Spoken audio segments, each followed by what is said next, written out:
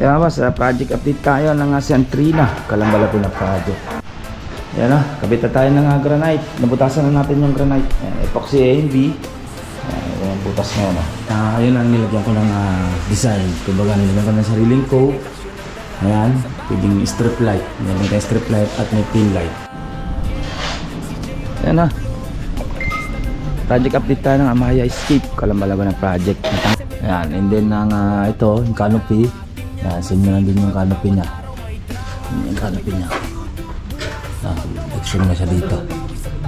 Diba? Ito yung gusto ni client. Yung may hangin pa dito yung kanyang part dito para lusot yung hangin doon. Testa tayo. Testa tayo dito sa ground floor. Doon ito, pagkatas guys, pintura na tayo. Yan ba sa Carmel Ray project. Ito, na-flooring na rin to. Okay na. Ito yung may steel matting to lahat. Nilatagan ng steel matting yan. Check natin dito. Ayan na. Yung chandelier na lang hinihintay. Ayan. Ito yung pinto natin, no? Yamamin yung pinto. Babarnisan pa naman yan. Diba? Pinto ng mga pinto.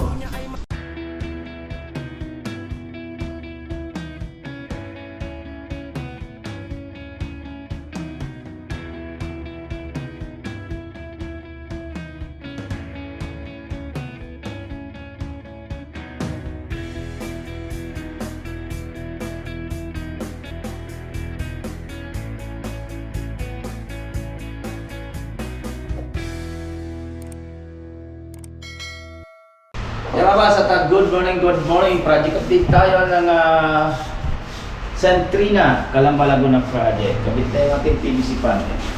Ayun na. And then papunta tayo sa Amaya, check na natin. Then siguro sunod na natin, upload din yung kung makakabisita tayo ngayon sa Carmel Ray. Kabit tayo yung ating granite to. Ito tapos na rin naman. Granite na lang may kakabit namin. Check natin mga boss. Yan boss, project update tayo ng Centrina, Calambalago na project. Ito by next year na lang, pag-usapan namin ni client. Yan na, kabit na tayo ng granite. Nabutasan na natin yung granite. Epoxy AMB. Yan, butas na yan. Dahil yung dito lang, pinapunasan lang naman yun. Kailangan wala yung alitabok niya. Ito yung kanyang PVC ceiling. Okay na, ayun ang nilagyan ko ng design. Kumbaga nilagyan ko ng sariling coat. Ayan, pwedeng strip light. Meron tayong strip light at may pin light. Dahil may center light tayo, halos dalawa. Para dun isa. Ito kasi laundry area. Meron tayong laundry nyan dyan. Laundry area. Ayan. Then dito naman sa niya, nilagyan na rin natin ng PVC. Pare-parehas ang ganda. Diba? Tapos may isang ilaw. Ayan, okay na tayo. Diba? Bumagay pa. Mayroon tayong konting kahit paano. May nakadrop tayo. Ayan. Nalagyan ng ilaw, lalong gumanda, no? Okay na. Ganito. Epoxy lang naman yung didikit natin dito. Dami tayo makakapagdikit ng adhesive dito. Epoxy lang ito. Dapat lang naman epoxy dyan. Dami natin epoxy. Ayan, no? Tiga, 2 galon. Ay, 1 galon. Para magkapatner yan. Ubus natin yan dyan. Para kita yung tibay. Dito. No, yung granite naman, nakat na yan lahat. Kakabit na lang naman yan. Okay. Ano?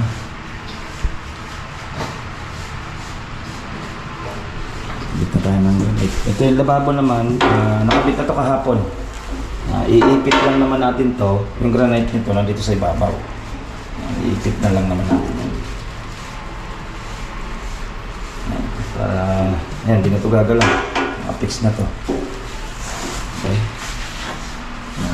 Centrina, Calambalago na project.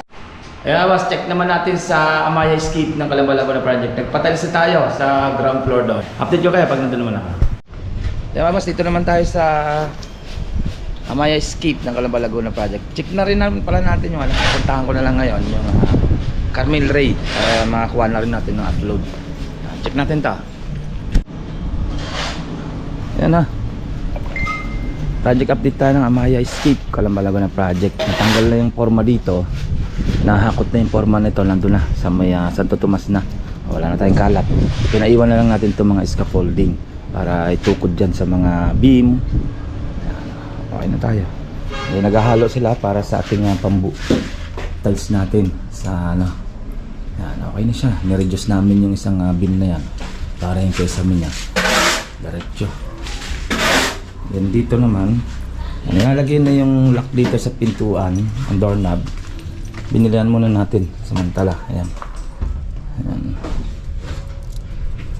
Ayan. And then ito, yung canopy. Ayan, same na lang din yung canopy niya. Yung canopy niya. Diksyon na siya dito. Diba? Ito yung gusto ni client. Yung may hangin pa dito yung kanyang part dito para lusot yung hangin doon. Ayan. Then dito, pwede maglagay ng laundry area dito. Ayan.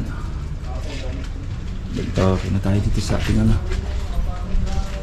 malinis na yung ating mga pamorma.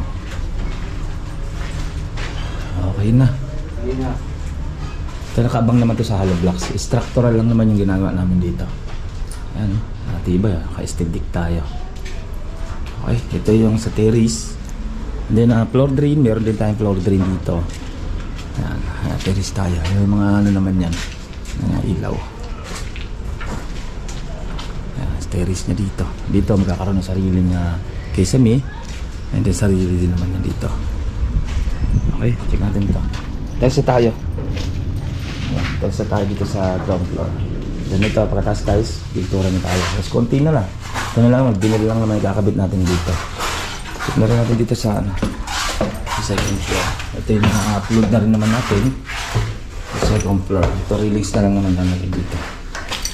Ayan, okay na rin naman ito. At nag-grout na rin naman yung CR. Okay na tayo dito sa CR. Grout na yan.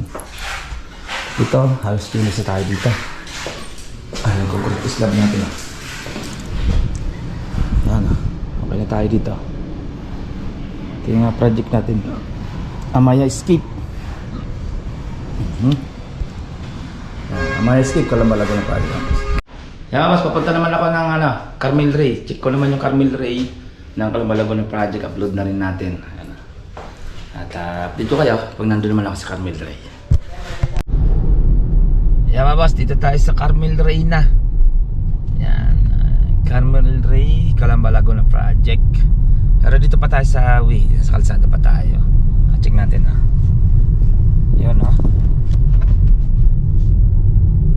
bawat isa ay kasama sa trabaho o tawanan, laging may saya ang kanyang vlog. Kwento ng buhay sa construction, mula pundasyon hanggang taas ng mansion. Bawat proyekto parang musika, bawat hagbang may ritmo. Si Jay Uragon Vlog, tunay na maestro. Work hard, dream big, pawis ay parang ginto. Bawat bahay pinaghirapan, may sariling kwento. Tulad ng kanyang vlog, bawat eksena ay buhay. Si Jay ang kontrat.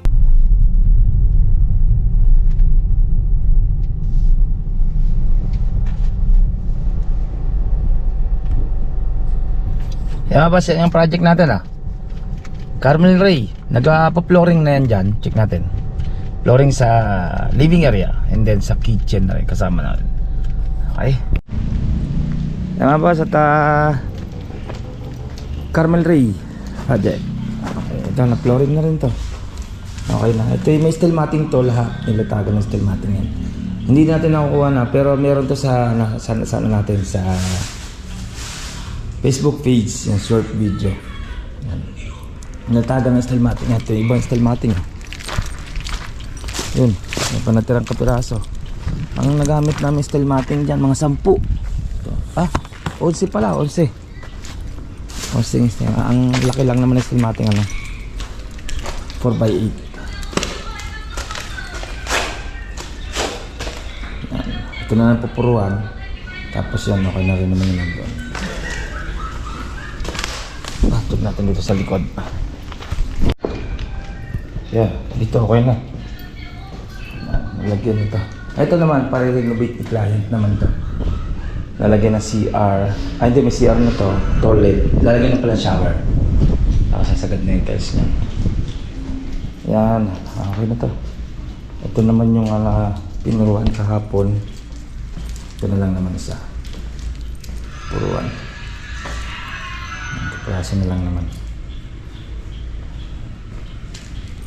Konti na lang. Ito yung nabasa lang naman ito ng tubigan nila. Yan. Ito ay hindi na basta-basta ito magka-crack. Sa nilatagan namin ng steel matting ito lahat. Check natin dito. Ayan o. Ayan, chandelier na lang iniintay. Chandelier. Ayan. Ito naman, nandito na nag-i-stay si client. Pero sa ano lang naman, parang babakasyon lang. Ayan. Ito yung pinto natin, no? Yayamanin yung pinto. Babarnisan pa naman yan. Ibarnis pa. Tapos to, meron tayong floated din dito. Ayan. Ay ceiling, no? Ito, ceiling pan lang naman to. Hanggang dito naman. Ayan, tambak ang gamit to. Ito na may napakintab na rin naman to. Okay na rin naman itong CR. Ayan na.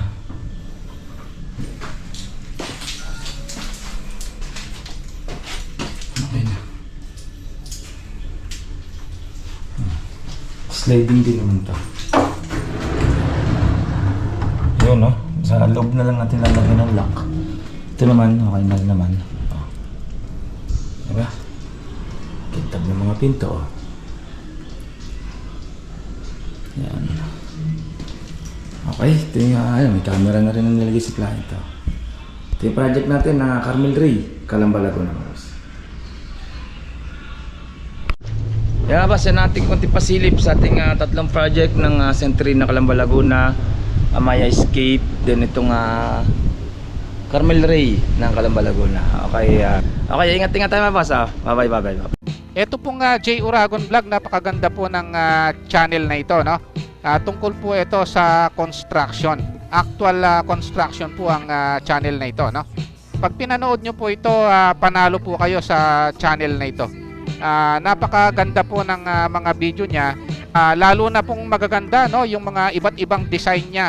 Kakaiba po yung mga iba't ibang design niya sa mga kisame. Subukan nyo pong panoorin J. Uragon Vlog na ito. Matutuwa po kayo pag pinanood nyo po yung mga video niya. Maraming salamat po.